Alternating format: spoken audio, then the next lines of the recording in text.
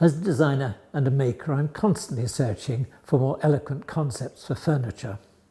My objective is to achieve freer, lighter, stronger and more sculptural forms better suited to their practical and emotional functions. At the start of my career, in the early 1960s, I rather quickly gained recognition by the design world. This stemmed from products for design retailers widely covered by the professional press. Some items went into volume production and sold in their thousands. Over subsequent years, I won the Observer Kitchen Design competition, was made a member of the Chartered Society of Designers, and appointed by the Commonwealth Secretariat as design consultant to the Indian government. Designed and furnished the interiors of 2 new Oxford College buildings, became a founding member of the Crafts Council, and in 1975 won the commission for the Liberty Centenary Dining Room.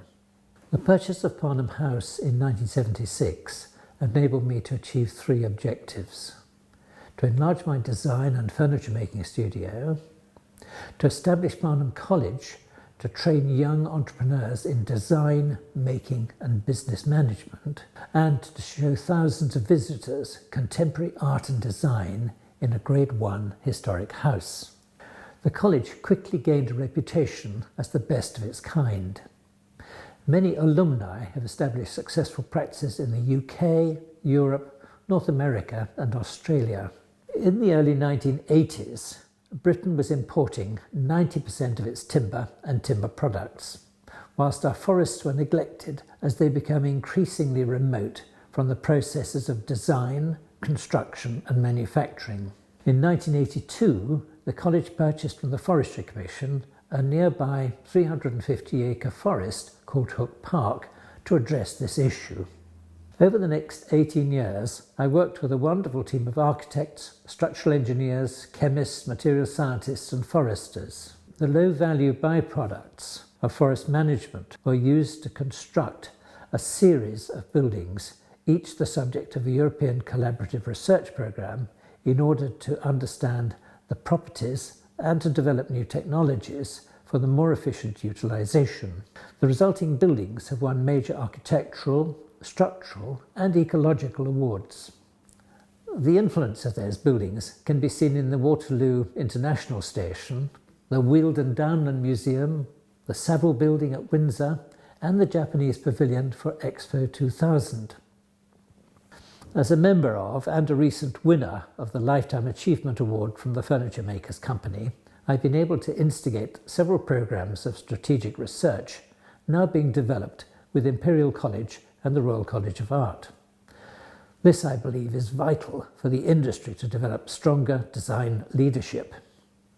Design benefits from practitioners who not only perform creatively, but have the ability to convey the thrill and the long-term contribution of design to human, economic and environmental well-being. I've sponsored design events at the V&A. For example, the symposium Furniture Futures at the start of London Design Festival was arranged to stimulate more imaginative and engaging furniture design.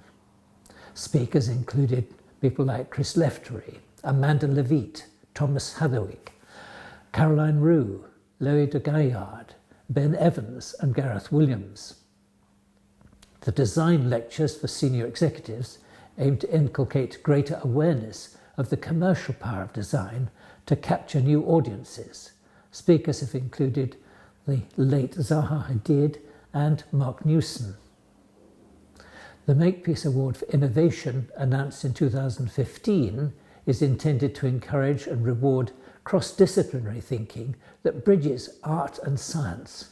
The judges are looking for those imaginative leaps that create new possibilities from the integration of materials science, technology, and emerging aesthetics.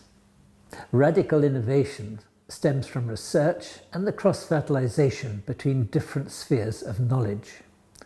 Parnham College was a radical concept that addressed the tendency in education to isolate design from production and business.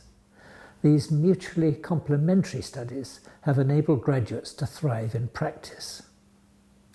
At Hook Park, no building codes for such construction methods existed. The research and demonstration buildings enabled structural systems to be analysed in order to satisfy DEFRA that the purpose of the codes would be fulfilled, so by precedent, illustrating new and more ecological building methods. In my role as director of the Parnham Trust, it fell to me to raise the funds required to establish the college and then to build the new campus at Hook Park. The significance of the original design concepts greatly assisted in raising the money.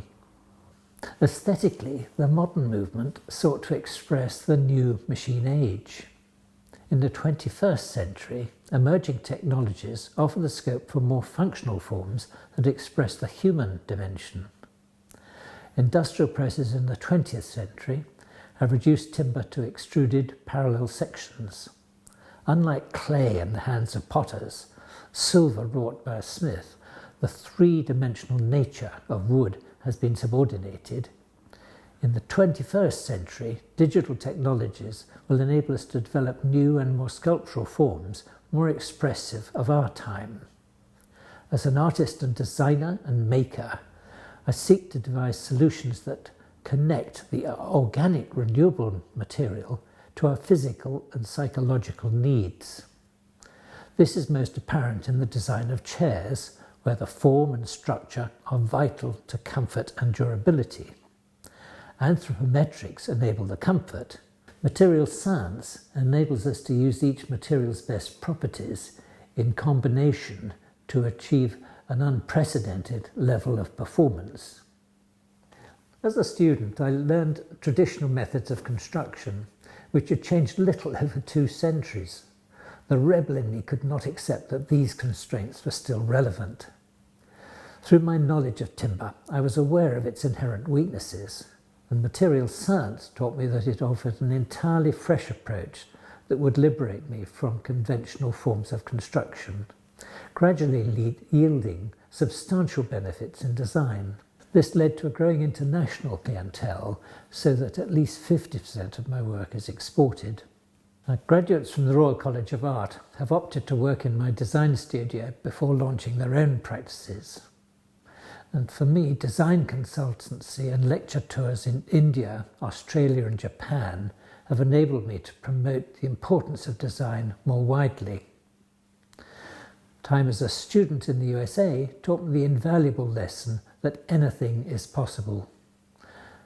This positive attitude pervaded the teaching at Parnham in design, making and business management, a combination of abilities that generates self-reliance.